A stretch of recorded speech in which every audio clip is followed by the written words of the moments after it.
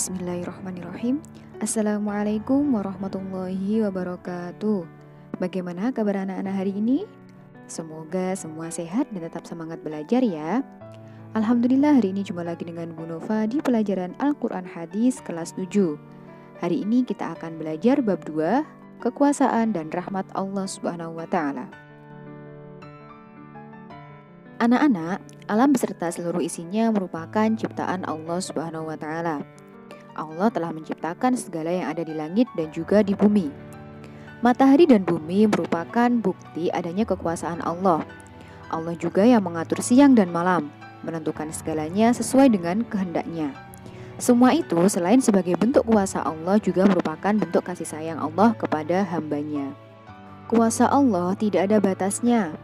Diakui bahwa kebesaran dan kemahakuasaan Allah tidak dapat dijangkau oleh nalar manusia. Nalar manusia hanya terbatas pada apa yang dilihat, didengar, dan dirasakan. Sedangkan Allah sebagai pencipta manusia yang paling tahu keterbatasan hambanya.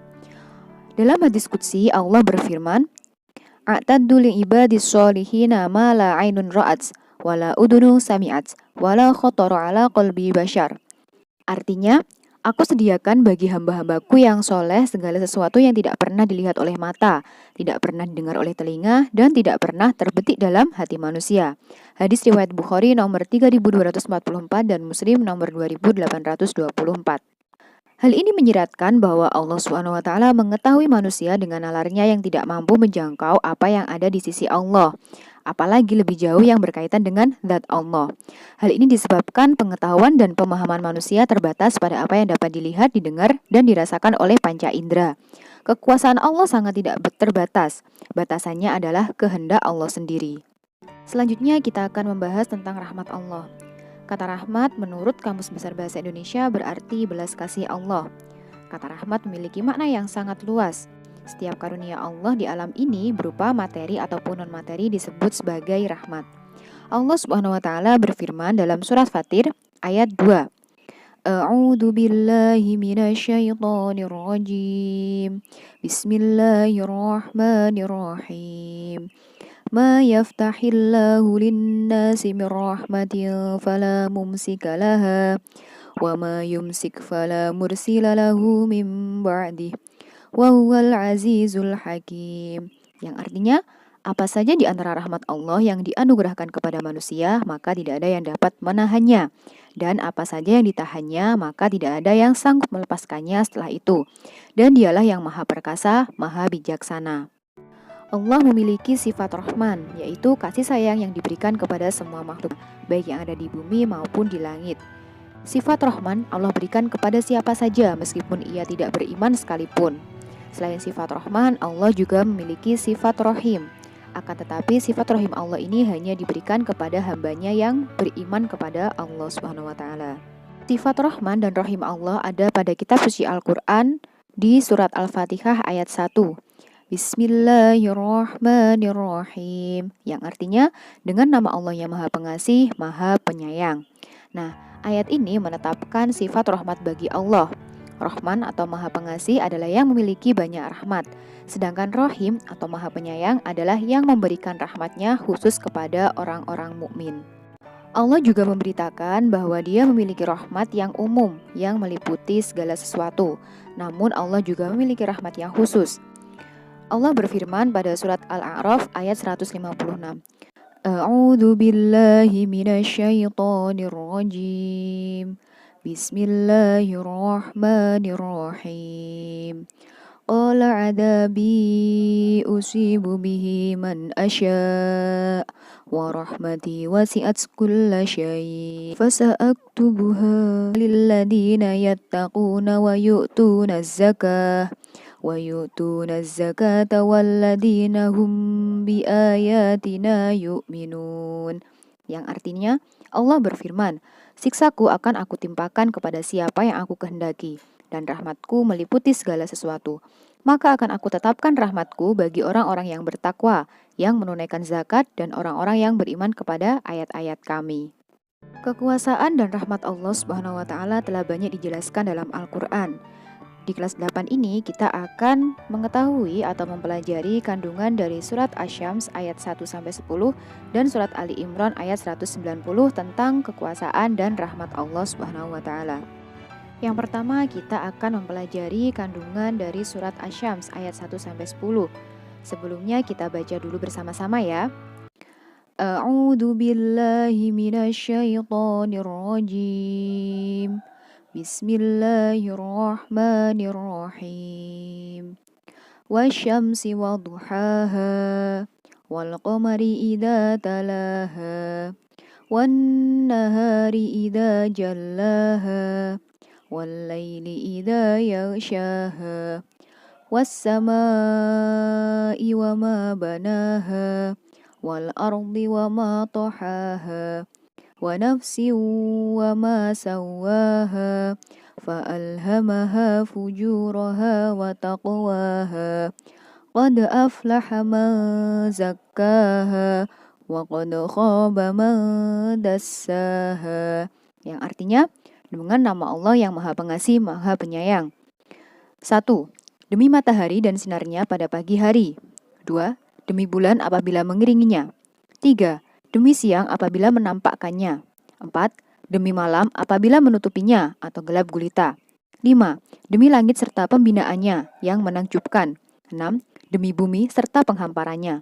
7. Demi jiwa serta penyempurnaan ciptaannya. 8. Maka dia mengilhamkan padanya jalan kejahatan dan ketakwaannya. 9. Sungguh beruntung orang yang menyucikannya jiwa itu. 10. Dan sungguh rugi orang yang mengotorinya. Isi dan kandungan dari surat Asy-Syams ayat 1-10 diantaranya adalah ayat 1-8 menunjukkan sumpah Allah dan menunjukkan sebagian dari betapa luar biasa ciptaannya.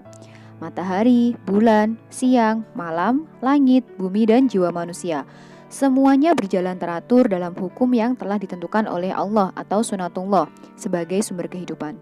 Selanjutnya, pada ayat 9 ini menunjukkan siapa saja yang berusaha untuk menyucikan, memperbaiki, dan mengisi jiwa dengan memperbanyak amalan, ketaatan, dan kebaikan, serta menjauhi segala keburukan, maka pasti dia akan beruntung.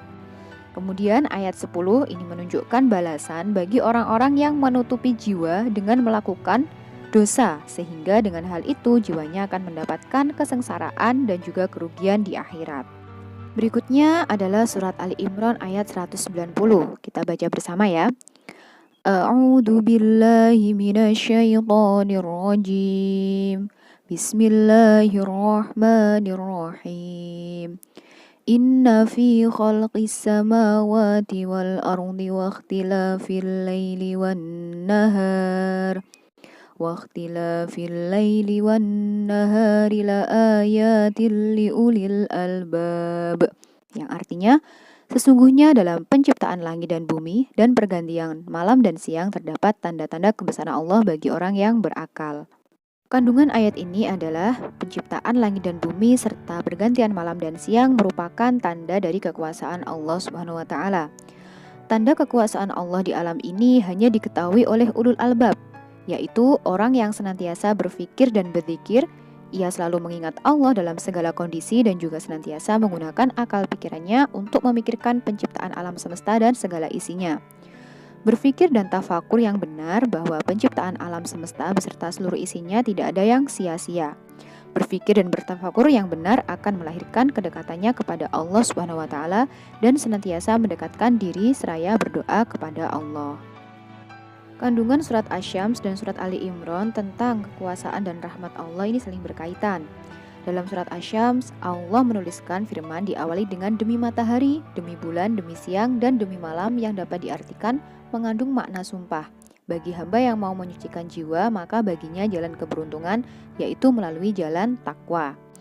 Kemudian surat Ali Imran ayat 190 ini menjelaskan tanda-tanda kekuasaan Allah ditunjukkan dengan adanya siang dan malam.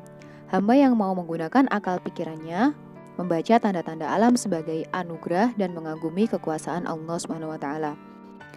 Dalam surat Asy-Syams, Allah juga memberikan jalan penyucian jiwa melalui takwa dan Allah menjanjikan keberuntungan. Menyucikan jiwa dengan mentadaburi dan memikirkan kekuasaan Allah Subhanahu wa taala sebagai manifestasi penggunaan akal. Selain ayat-ayat dalam Al-Quran, ada juga hadis Nabi tentang rahmat Allah.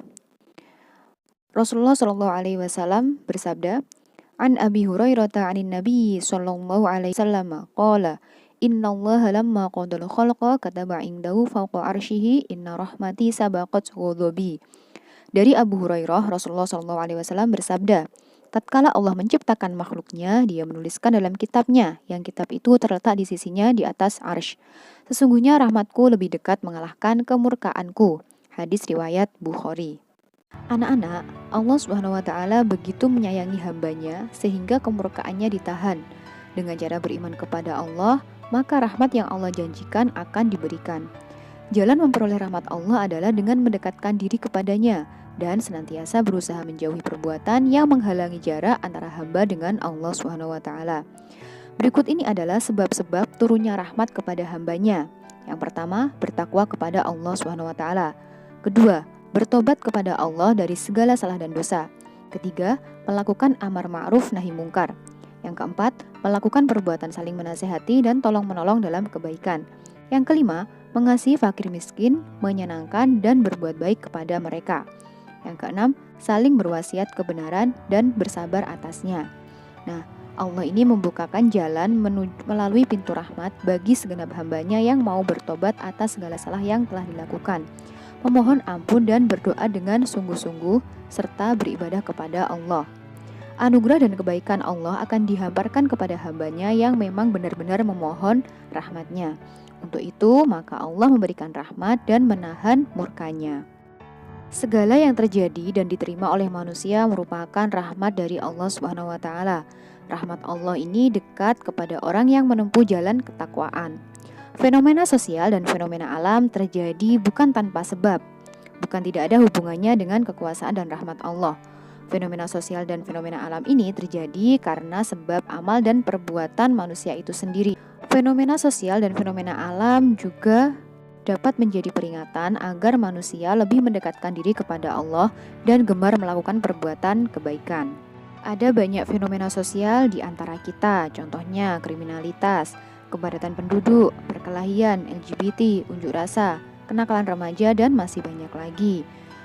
Ada juga fenomena alam yang lain, di antaranya adalah bencana alam, kebakaran hutan, pencemaran, tanah longsor, banjir, gunung meletus, dan yang lain sebagainya. Fenomena alam sebagai wujud kuasa Allah, contohnya di antaranya adalah Gunung Pelangi yang ada di Tiongkok dan juga Nusa Tenggara Timur, seperti lukisan yang ada di atas kanvas. Selain itu, ada juga pertemuan dua air laut yang tidak pernah menyatu di Selat Gibraltar dan terbentuknya hujan yang sudah dijelaskan dalam Al-Quran.